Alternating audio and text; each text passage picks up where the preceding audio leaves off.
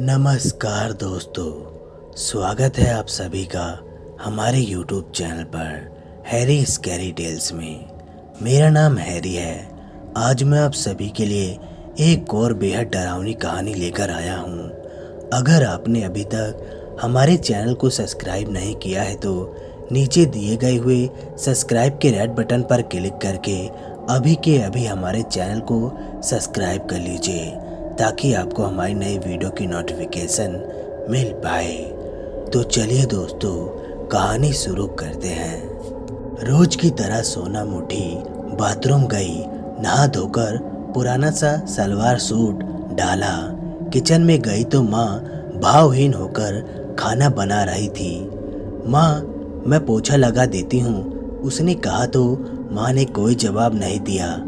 कोई जवाब नहीं, हमेशा की तरह। ये माँ की बीमारी तो बढ़ती जा रही है, सोनम बड़बड़ाई। उसकी माँ अनीता को अल्जाइमर नाम की बीमारी थी, जिस कारण वो अक्सर भूल जाती थी कि उसकी कोई बेटी भी है। पहले ऐसे नहीं था। उसकी माँ उसे बहुत प्यार करती थी, लेकिन एक दुर्घटना में उसके पिता की असमय मृत्यु होने पर वो बहुत दुखी और बीमार रहने लगी। तब उसके रिश्तेदारों ने उसे समझा बुझाकर दूसरी शादी करा दी, एक प्रमोद नाम के ट्रक ड्राइवर के साथ, जिसकी पत्नी भी मर चुकी थी। कुछ महीने तक सब ठीक रहा। फिर प्रमोद ने असली रंग दिखाना शुरू किया। वो एक नंबर का शराबी था और 12 साल की मासूम सोनम को जरा भी पसंद नहीं करता था। इतनी छोटी आयु में घर के लगभग सारे काम उसके जिम्मे कर दिए गए थे, क्योंकि प्रमोद को उसकी माँ की बीमारी का बहाना था। सुबह उठकर सारे घर में झाड़ू पोछा और साफ सफाई में लग जाती थी। अगर माँ की तबीयत ठीक होती तो वो खाना बना देती, वरना सोनम को ही बनाना पड़ता। प्रमोद ने माँ की बीमारी का हवाला देकर उसका स्कूल भी छुड़वा दिया था। उसकी एक दोस्त थी स्वाति, जो उसे समझाती थी, लेकिन वो भी उससे मिल नहीं पाती थी, क्योंकि उसका घर विपरीत दिशा में था। रोज उठकर घर का काम करना यही उसकी दिनचर्या बन गई थी। अचानक सोनम उठ बैठी। लाइट जलाकर देखा 12 बज रहे थे। हर रात इस समय उसे पेट में भीषण दर्द उठता था, जो कुछ समय बाद अपने आप ही ठीक हो जाता। उसे समझ नहीं आता था कि दर्द क्यों होता है। कई बार माँ को बताया, पर वो कुछ नहीं कहती, बस शून्य में ताकती रहती और कई बार उसका नाम बड़बड़ाती रहती। सोनम के कमरे में एक खिड़की थी, जिसको खोलने पर पड़ोस के बंगले का अहाता और गार्डन साफ दिखता था। सोनम बड़ी हसरत से खिड़की से बाहर देखती, शायद कोई उस घर में दिख जाए। कोई तो हो, पर वो घर बंद पड़ा था कई दिनों से। लेकिन आज उसने बाहर झांका तो कुछ हलचल दिखाई दी उस घर में। सोनम खुश होकर देखने लगी। उसने देखा एक औरत और एक लड़का लगभग उसकी उम्र का गार्डन में साफ सफाई कर रहे थे। सफाई करते करते उस औरत की नज़र सोनम की खिड़की पर पड़ी तो सोनम ने हाथ हिलाया, पर उस औरत का चेहरा उदासीन रहा। ये देख सोनम को बड़ी तकलीफ हुई। कैसे पड़ोसी है, खड़ूस कहीं की। सोनम खिड़की से हट गई और रोजमर्रा के काम में लग गई। अब उसका रोज का क्रम बन गया खिड़की से बाहर देखकर माँ बेटे को देखकर हाथ हिलाना।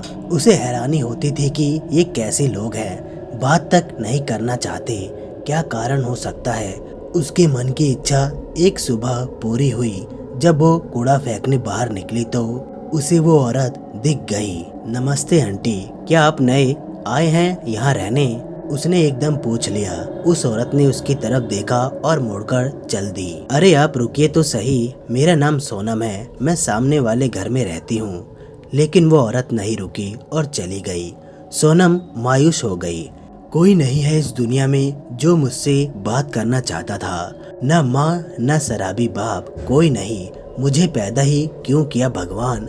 कूड़ा फेंककर सोनम घर वापस आई तो प्रमोद को देख सहम गई। आज ये घर पर है, काम करवाकर हालत खराब कर देगा। सोनम सिर झुकाकर वहाँ से अपने कमरे में जाने लगी। प्रमोद ने कोई आवाज नहीं दी तो वो खुश होकर अंदर चली गई। अंदर जाकर बड़ी देर तक सोनम सिसकती रही। फिर जब मन हल्का हुआ तो सोचने लगी प्रमोद घर पर है और अभी तक वो उस पर चीखा नहीं और काम के लिए भी नहीं बुलाया। अजीब बात थी उसके लिए, क्योंकि प्रमोद घर पर होता तो उसे बैठने का कोई मौका नहीं देता था।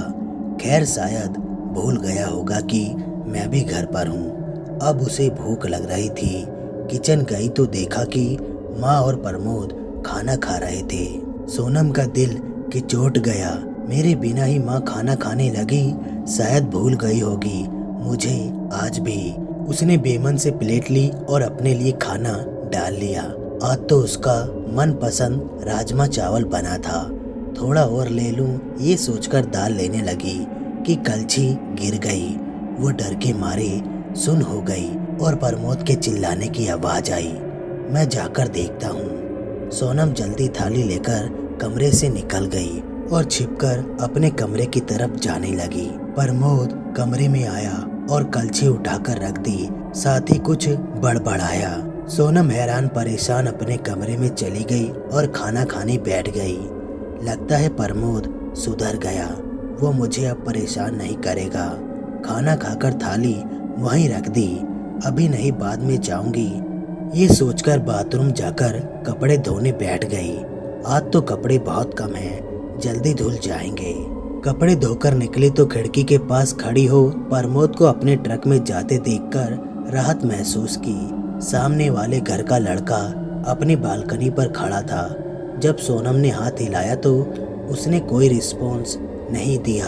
ये लोग कहीं भूत ऊत तो नहीं हैं, सोचकर सोनम हंस पड़ी। उसकी दिनचर्या में उनको देखना भी शामिल हो गया था। ऐसे ही इधर उधर घूमते दिन बीत गया और रात आ गई। सोनम किचन में गई तो खाना बना हुआ था और उसकी माँ उदास बैठी थी। माँ, क्या मैं खाना खा लूं? बड़ी भूख लगी है। माँ ने इधर उधर देखा, फिर सिर हिलाकर रह गई। ये माँ भी जाने कब मुझे पहचानेगी। सोनम बिना खाए कमरे में आ गई। पढ़ाई तो छूट चुकी थी, सो होमवर्क भी नहीं था करने के लिए। उसने पुराना स्कूल बैग संभाल कर रखा हुआ था। उसे लेकर पुरानी यादें ताजा करने लगी। कुछ देर बाद उसको ठंड लगी तो देखा कि खिड़की खुली है। बंद करने के लिए उठी तो सामने वाले घर में रोशनी देखकर ठिठक गई। वही औरत उसकी तरफ देख रही थी, उलझनपूर्ण ढंग से। ओह, मैं क्यों परेशान हो रही हूँ। सोनम खिड़की से हट गई और बिस्तर पर लेट गई। आज नींद नहीं आ रही थी उसे। काफी देर तक करवट बदलने के बाद वो सो गई। एक अंधेरी सुरंग जिसमें वो दौड़ रही थी, किसी से बचते हुए, लेकिन सुरंग खत्म नहीं हो रही थी। पीछे करने वाला काफी करीब आ गया और पास, और फिर कच। सोनम उठ बैठी। वही दर्द फिर शुरू हो गया और वही टाइम 12 बजे। सोनम दर्द से दोहरी हो गई। पता नहीं कितनी देर बाद उसे नींद आई, लेकिन आँख खुली तो सूरज निकल आया था। आश्चर्य, फिर से प्रमोद के चीखने की आवाज नहीं आई। उसके लेट उठने पर खुशी खुशी सोनम कमरे से निकली और बाथरूम फ्रेश होने चली गई। नहा धोकर निकली और माँ के कमरे में चली गई। माँ वहाँ नहीं थी। शायद प्रमोद डॉक्टर के पास दिखाने ले गया होगा। आज मौका मिला है तो थोड़ा आस पड़ोस घूम लेती हूँ। जल्दी जल्दी बालों को बनाकर दरवाजे पर खड़ी हो गई। स्वाति का भी घर दूर है, वहाँ जाऊं और जल्दी वापस आ गई तो, नहीं तो मैं बस थोड़ा घूमकर आ जाऊंगी। सोचते हुए दरवाजा खोलने की कोशिश की तो वो लॉक था। अब तो बड़ी हो गई हूँ मैं, पहले लॉक करके जाते थे, लेकिन घर का पिछला दरवाजा अंदर से खुला था। अगर जरूरत पड़ी तो सोनम इसी दरवाजे से प्रमोद को चकमा दे देती थी। आज भी उसने वही ट्रिक अपनाई और बाहर निकल गई। ये आंटी कहाँ जा रही हैं? एक बार फिर पूछ लूँ तो क्या बिगड़ जाएगा। हेलो आंटी, कैसे हैं आप? उसने पूछ लिया। वो औरत ठिठक गई। हेलो आंटी, मैं क्या किसी भूत से बात कर रही हूँ? उसके मुंह से निकल गया तो वो मुस्कुराई। भूत से तुम बात नहीं कर रही हो, मैं बात कर रही हूँ। उसने उसी मुस्कान से उत्तर दिया। क्या मतलब है इस बात का? सोनम ने घबरा कर कहा। मतलब ये भूरी आंख वाली लड़की, तुम मर चुकी हो। सोनम की आंख हैरत से फटने वाली थी जब उसने ये सब सुना। मैं भूत हूँ? हाँ, ये क्या मजाक है? कौन है आप? सोनम ने तेजी से पूछा। वो औरत रहस्यमयी ढंग से मुस्कुराकर बोली, मेरा नाम चंद्रिका है और मैं भूतों को देख सकती हूँ। तुम जिंदा नहीं हो, ये तुम्हारी आत्मा है। सोनम पेट पकड़कर हंसने लगी। मैं भूत हूँ? मेरे मम्मी पापा भी भूत हैं? नहीं, वो जिंदा हैं, केवल तुम ही मृत्यु हो। आई एम सॉरी, पर यह सच है। चंद्रिका ने गंभीरता से कहा तो सोनम को डर लगने लगा। तुम झूठ बोल रही हो, मैं जिंदा हूँ और तुम्हारे सामने खड़ी हूँ। और क्या चाहिए तुमको? सबूत। बस एक बात बता दो, तुम्हारे मम्मी पापा तुमसे कुछ दिनों से बात कर रहे हैं क्या? बात क्यों नहीं करेंगे? ये क्या बात हुई? मेरी माँ को भूलने की बीमारी है। कई बार उन्हें याद नहीं रहता कि उनकी कोई बेटी भी है। पापा मेरे सौतेले हैं, वो मुझसे कम बोलते हैं, उन्हें बस काम से मतलब है। भड़क कर सोनम बोली, थोड़ा दिमाग पर जोर डालो, फिर सोचो। चंद्रिका हमदर्दी से बोली। सोनम को पिछले एक हफ्ते से कुछ तो अजीब लग रहा था। प्रमोद उसे आवाज नहीं लगाता था। वो सामने होते भी नहीं कुछ कहता, न डांटता, और माँ तो जैसे उसके सामने जाने पर इधर उधर देखने लगती। पहले ऐसा नहीं था। हर रात पेट में असहनीय दर्द। क्या कारण होगा? मुझे नहीं पता। अगर मैं भूत हूँ तो मैं चलती क्यों हूँ, उड़ती क्यों नहीं? क्योंकि तुम्हें पता नहीं है कि तुम मर चुकी हो, इसलिए चलती हो। ऐसा करो, जो सामने तुम्हारी खिड़की है उस तक जाओ, लेकिन उड़कर। चंद्रिका ने जैसे कुछ सोचकर कहा, लेकिन मुझे उड़ना कहाँ आता है? सोनम ने मुंह बनाया। तुम बस सोचो कि उड़ना है और बस हो जाएगा। सोनम ने आंख बंद की और मन में कहा, उड़ो। फिर आंख खोली तो देखा वो वहीं थी। एक बार फिर उसने अपने मन में उड़ने की सोची और आश्चर्य, वो तो हवा में उड़ने लगी। उड़ते उड़ते वो अपने कमरे की खिड़की के पास पहुंची और अंदर प्रवेश कर गई। क्या मैं मर गई हूँ? सुबक सुबक कर सोनम रोती रोती ही खिड़की के रास्ते बाहर निकल गई। चंद्रिका अभी तक वहीं खड़ी थी। लेकिन मुझे क्यों नहीं पता चला कि मैं मर गई हूँ? गहन उदासी से उसने पूछा। कई बार टेंशन इतनी हो जाती है कि इंसान को पता ही नहीं चलता कि वो मर चुका है। इसका वास्तविक कारण तो मैं नहीं बता सकती, पर होता है, इतना पता है। आप इतना सब कुछ कैसे जानती हो? वो लड़का आपका क्या लगता है? वो मेरा ही बेटा अभय है। जब ये मेरी कोख में था तो इसके पापा मुझे लेकर डॉक्टर के पास रूटीन चेकअप के लिए जा रहे थे, लेकिन एक्सीडेंट के कारण वो हमें छोड़ गए। मैं घायल थी।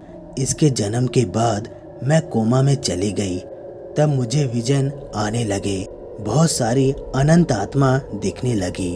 वो कहती थी, अभी तुम्हारी जरूरत है, तुम्हारी मौत नहीं हो सकती। इतना कहने के बाद उसने लंबी सांस ली। सोनम भौचुक होकर सुन रही थी।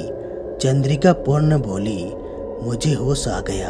अपने पति की दुखद मृत्यु के गम से अभी उभर नहीं पाई थी कि जगह जगह मृत्यु आत्मा दिखने लगी। सब कुछ न कुछ मदद चाहती थी।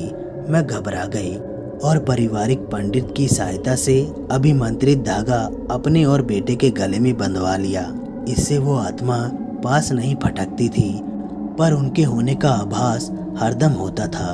मैं कारोबार की भागदौड़ अपने देवर को देकर यहाँ आ गई रहने अपने बेटे के साथ। इसे यहीं विद्यालय में डालूंगी। यहाँ का शांत वातावरण मुझे अच्छा लगा, पर जब तुम पिछले कुछ दिनों से मुझे आवाज लगा रही थी तो ऐसा लगा था कोई बच्ची दूर से आवाज लगा रही हो। मैंने जब अपना धागा खोला तो तुम दिखी, भूरी आंख और उलझे बालों वाली लड़की, जिसे पता नहीं था कि वो मर चुकी है। मैंने पहले तो इग्नोर किया, मगर तुम रोज मुझे आवाज लगाती रही। आज मैंने सोच लिया कि तुम्हें सच बता दूं, नहीं तो ये भटकती रहेगी और कभी मुक्त नहीं हो पाएगी। 1 मिनट, अगर मैं मर गई हूँ तो यहाँ क्या कर रही हूँ? मुक्त क्यों नहीं हुई मैं? सोनम ने जल्दी से कहा। चंद्रिका ने उत्तर दिया, इसका एक ही कारण हो सकता है, तुम्हारी कोई इच्छा अधूरी रह गई हो या तुम्हारी मृत्यु अप्राकृतिक हो। सोनम ने कुछ सोचकर उत्तर दिया, मेरी कोई खास इच्छा नहीं थी, सिवाय इसके कि हर बच्चे की तरह मैं स्कूल में पढ़ना चाहती थी, जो सौतेले बाप के कारण छूट गई। ये तो स्वाभाविक है, पर इसका कारण तुम्हारी मृत्यु अभी तक नहीं हुई, ये कहना जल्दीबाजी होगा। ये बताओ कि पिछले कुछ दिनों में कुछ अलग हुआ? कोई धमकी, किसी ने कुछ कहा हो? सोनम फिर सोचने लगी। बहुत सोचने के बाद भी उसे कुछ याद नहीं आया तो उसने सिर हिला दिया। कोई बात नहीं, मुझे कुछ काम है, मुझे जाना होगा, तुमसे फिर मिलूंगी, तब तक सोच लेना। इतना कहकर चंद्रिका चली गई और पीछे सोनम को विचारों में गुम छोड़ गई। सोनम के पास वक्त ही वक्त था। अपने कमरे में आकर पिछले दिनों की सारी घटनाओं को अपने दिमाग में दोहराने लगी। कहीं कोई क्लू नहीं मिल रहा था। तभी दरवाजा खुलने की आवाज़ हुई तो वो सतर्क हो गई, पर फिर सर पर हाथ मारते हुए बोली, धत तेरी की, मैं क्यों डर रही हूँ? मुझे भला कौन देखेगा? आने वाला उसका सौतेला पिता प्रमोद था, जो इधर उधर देखते हुए आकर दरवाजा बंद कर देता है और कमरे में सामान उलटाने पलटाने लगा। सोनम हैरान थी। मेरे कमरे में ऐसा क्या है जो ये आदमी ढूंढ रहा है? करीब 15 मिनट तक तलाशी लेने के बाद भी उसे कुछ न मिला तो पैर पटककर वहां से बाहर चला गया। सोनम ने कुछ सोचकर अपने स्वर्गीय पापा की तस्वीर को जो शेल्फ पर रखी थी उसको निहारा और फोटो पर अंगुलियां फिराने लगी। पापा, काश आप यहाँ मेरे साथ होते तो शायद मैं आज जिंदा होती। अचानक फोटो में से कुछ निकलकर गिर पड़ा। सोनम ने उसे उठाने की कोशिश की पर उठा नहीं पाई, क्योंकि उसका शरीर छूछम था। मायूस होकर सोनम अपने कमरे से बाहर निकली और चंद्रिका के घर का रुख किया। उसने देखा कि चंद्रिका अभय के साथ बैठी बात कर रही थी। उसके दिल में हुक उठी, जमाने से माँ ने मुझसे ऐसी बात नहीं की। चंद्रिका ने उसे देख लिया। उसने बेटे से कुछ कहा और किचन में चली गई। पीछे सोनम भी उड़कर आ गई। क्या बात है, तुम यहाँ पर क्यों आ गई? चंद्रिका चिढ़कर बोली। सोनम ने जल्दीबाजी से सारी बात उसे बता दी। जरूर कोई बात है, वो कोई चीज हो सकती है। तुम्हें किसी न किसी तरीके से उसे देखना चाहिए, पर कैसे? चंद्रिका ने कहा, मैं तो नई हूँ, तुम्हारे घर जाऊंगी तो क्या बोलूंगी? कोई जो तुम्हारे घर आता जाता रहा हो और परिचित हो। मेरी फ्रेंड स्वाति। सोनम ने झट से नाम बता दिया। मुझे उसका नाम पता बता दो, मैं कोशिश करूंगी, चंद्रिका ने विश्वास दिलाया। सोनम ने स्वाति का एड्रेस दे दिया और उसकी स्कूल टाइमिंग भी बता दी। तुम जाओ, अब मैं थोड़ी देर में स्वाति से मिलूंगी। चंद्रिका ने उसे जाने का इशारा किया तो सोनम चली गई। चंद्रिका थोड़ी देर बाद अपने बेटे अभय को जरूरी काम बोलकर स्वाति से मिलने चल पड़ी। चाहती तो स्कूल के बाहर मिल लेती, लेकिन शक्ल नहीं देखी थी। ये महज इत्तेफाक था कि स्वाति पेपर के चलते घर पर ही थी।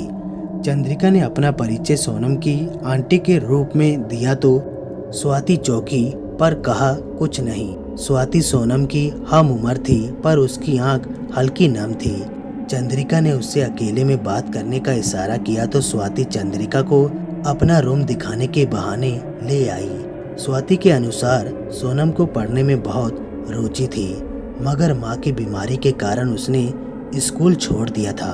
दोनों मिल नहीं पाती थी। एक दो बार वो सोनम के घर भी गई, पर प्रमोद ने उसे मिलने नहीं दिया।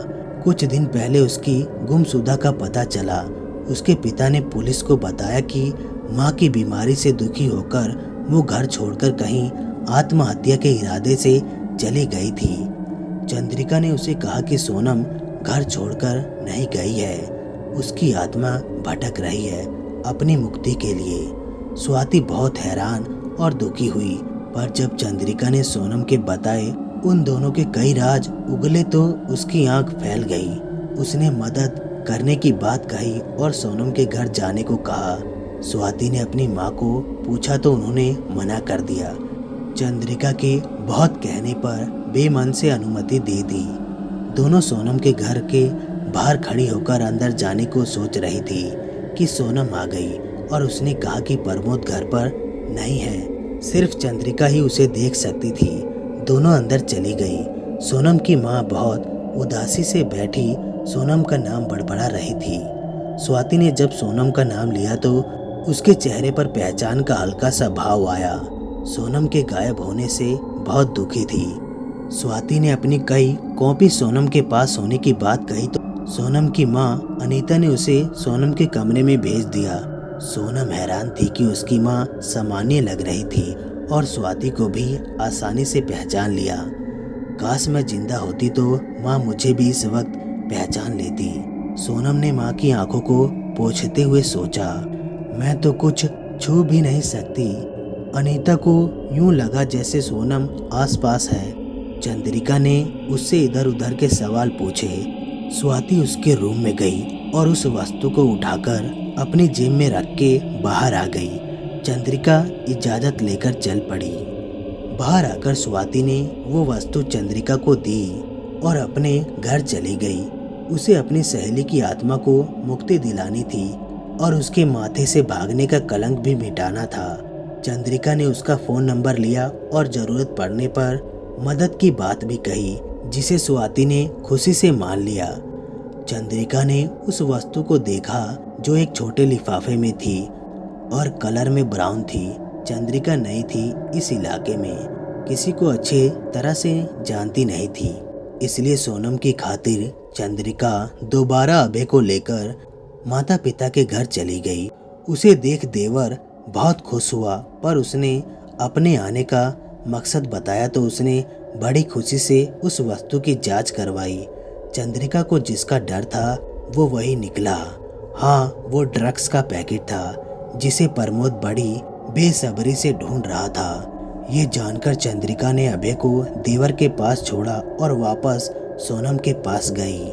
सोनम ने सब जानकर ड्रग्स के बारे में बेखबरी जाहिर की।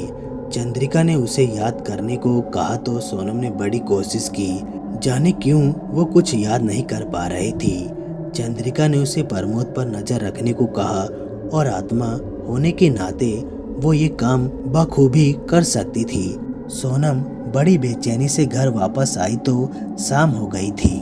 सोनम को रोज खाने की चिंता होती थी, यहाँ तक कि मरने के बाद भी खाने का उपकरण करती रही और स्वाद तक का अनुभव करती रही, लेकिन अब उसे कोई भूख महसूस नहीं हो रही थी जब से उसे अपनी सच्चाई पता चली थी।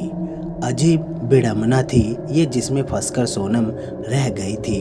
कुछ फुसफुसाने की आवाज सुनकर वो चौकन्नी होकर खिड़की से निकली तो बाहर अंधेरे कोने में प्रमोद किसी से बात कर रहा था, उसकी तरफ पीठ करके। सोनम जिज्ञासा भाव प्रमोद के पास पहुंची तो उस दूसरे शख्स का चेहरा दिख गया। ये तो बंटी भैया हैं। सोनम को हैरानी हुई कि उनके पड़ोस में रहने वाला बंटी रात को उसके सौतेले पिता के पास क्या कर रहा है।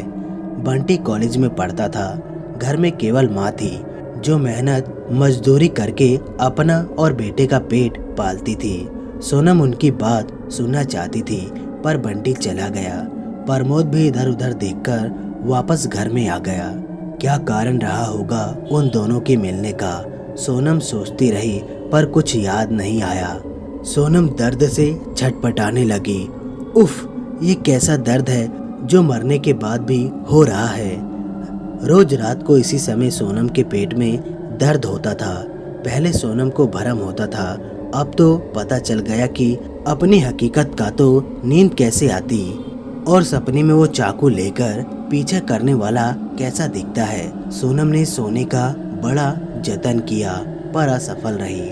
तभी उसके दिमाग में एक ख्याल धमाक से फटा, सपना और वो चाकू वाला।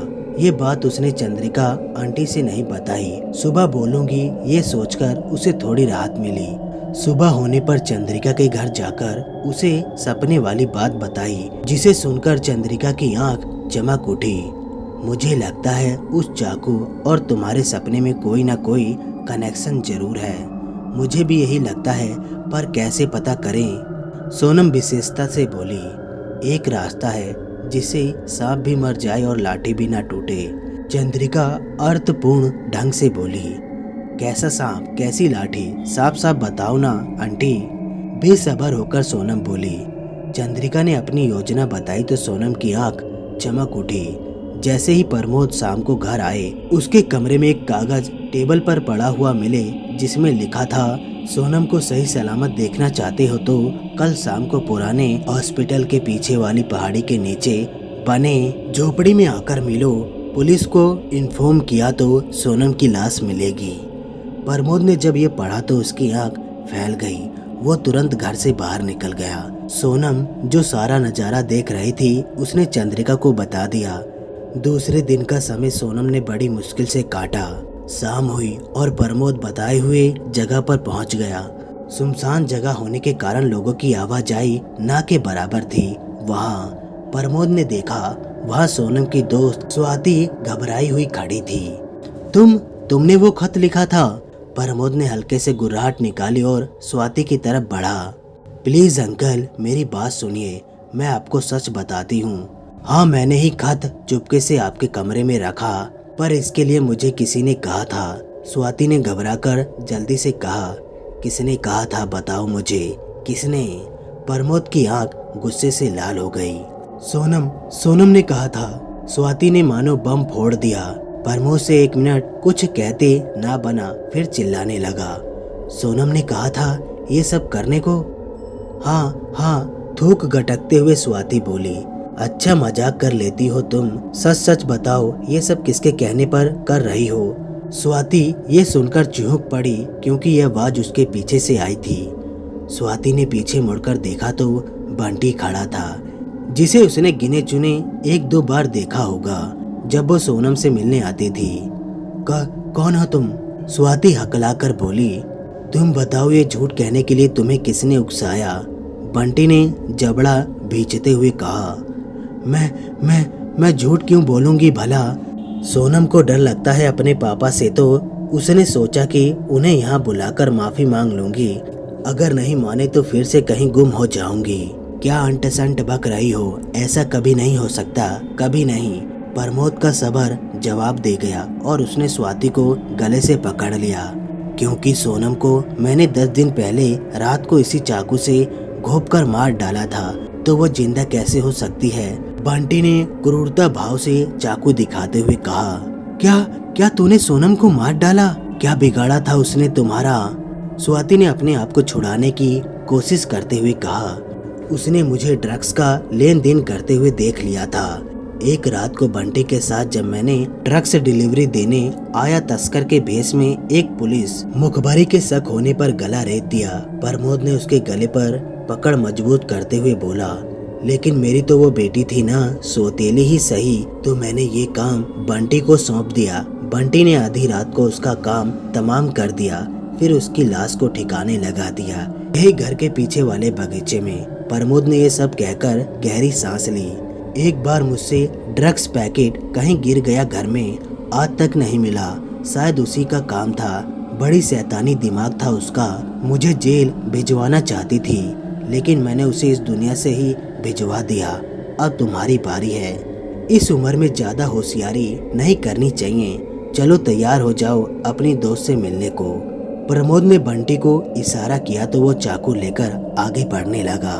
स्वाति को मौत सामने दिख रही थी कि अचानक वहाँ का सारा वातावरण बदल गया। तेज हवा चलने लगी और धुएं से सारी जगह भर गई। प्रमोद की पकड़ ढीली पड़ी तो स्वाति अपने आप को छुड़ाकर भाग गई। पकड़ो उसे, वरना फांसी के फंदे पर झूलना पड़ेगा। प्रमोद आंखों को मसलता हुआ बोला। बंटी की भी हालत खराब थी। समझ नहीं आ रहा था कि मौसम कैसे खराब हो गया। दोनों ही स्वाति को ढूंढ रहे थे कि अचानक सब कुछ साफ हो गया। आंधी तूफान का नामो निशान ना रहा तो प्रमोद और बंटी की आंख राहत से फट पड़ी। सामने पुलिस फोर्स खड़ी थी। तुम्हें नशीले पदार्थ की औधी तस्करी और अपनी बेटी सोनम की हत्या के जुर्म में गिरफ्तार किया जाता है। पुलिस इंस्पेक्टर ने उन दोनों को गिरफ्तार करते हथकड़ी पहना दी। उन दोनों को गाड़ी में बैठा दिया गया, जहां से उन्हें जेल भेज दिया गया। इंस्पेक्टर ने चंद्रिका और स्वाति का शुक्रिया अदा किया, जो इस पूरे नाटक की सूत्रधारा थी। उसने उन्हें तसल्ली दी कि उन्हें उम्र कैद या फांसी से कम सजा नहीं मिलेगी। इंस्पेक्टर के जाने के बाद स्वाति ने डबराई आंखों से सोनम को पुकारा तो सोनम सामने आ गई। चंद्रिका ने सोनम की तरफ से उसे शुक्रिया कहा। धन्यवाद आंटी, मेरी मौत का सच सामने लाने के लिए। लेकिन एक बात मेरी समझ में नहीं आई कि मुझे रात को तेज दर्द क्यों होता था। सोनम ने पूछ लिया तो चंद्रिका गंभीर होकर बोली, वो इसलिए कि उस समय बंटी ने तुम्हें चाकू मारा था। रोज तुम उसी वाक्य को जीती थी, तुम्हें दर्द भी इसलिए होता था। धन्यवाद आंटी, जाने से पहले एक बार माँ से मिलना चाहती हूँ। हाँ जरूर, और हाँ, अपनी माँ की फिक्र मत करना। मैंने अपने देवर से कहकर शहर में किसी अच्छे हॉस्पिटल में दिखाने को कहा है, शायद उनकी बीमारी थोड़ा कंट्रोल हो जाए। You are great aunty, Sonam जिज्ञासा से बोली और अपनी माँ के पास पहुँच गई। उसकी माँ को लगा कि सोनम आई है तो वो उसका नाम पुकारने लगी। सोनम अपनी माँ को देखती हुई दूसरी दुनिया के सफर पर चल दी। चंद्रिका भी मुस्कुराकर अपने घर चल पड़ी, साथ में स्वाति भी थी। उसे लग रहा था कि आत्मा उसे आसानी से नहीं छोड़ेगी। मन में सोच रही थी कि अपना प्राइवेट आत्मा मुक्ति ऑफिस खोल लूं। खैर, आइडिया बुरा नहीं है ना। तो दोस्तों, कहानी बस यहीं तक थी। कहानी आप लोगों को कैसी लगी, लाइक और कमेंट करके जरूर बताएं और साथ में हमारे चैनल को भी सब्सक्राइब कर लें। हम आपसे मिलते हैं नेक्स्ट वीडियो में। तब तक के लिए धन्यवाद दोस्तों।